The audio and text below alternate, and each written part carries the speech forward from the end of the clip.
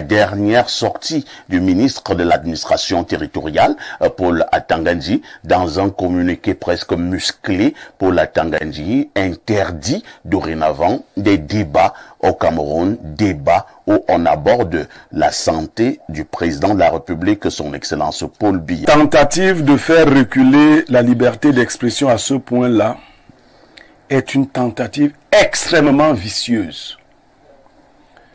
La presse ne peut pas se permettre de tuer toutes les avancées qu'elle a connues. Non, non, non, non. Cette affaire-là a commencé ainsi. La sagesse du jour, la voici.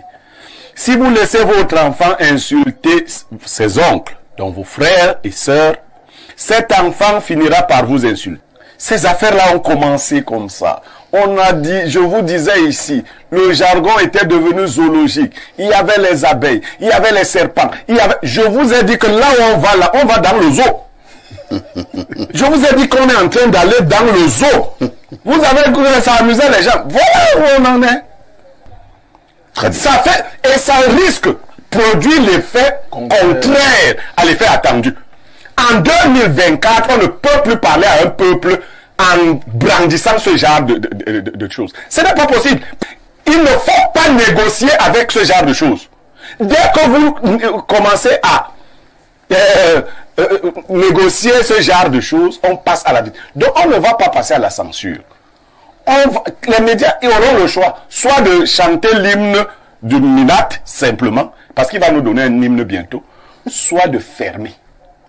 Il n'y aura pas de troisième voie. Communication pareille, en ces temps, c'est pas nécessaire. C'est pas nécessaire dans la mesure où, en réalité, ça vient faire en sorte que le débat soit encore plus grand. Nous sommes dans ce qu'on appelle le siècle de lumière et de vitesse. Ça signifie que tout ce qui est caché sera exposé. Donc on n'a pas besoin de faire des menaces, mais on a besoin de convaincre.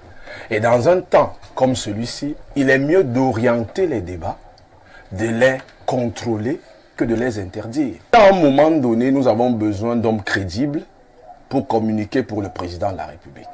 Et je peux vous dire que le président de la République aujourd'hui souffre de la communication qu'il a parce que les personnes qui communiquent pour le président ne sont plus crédibles.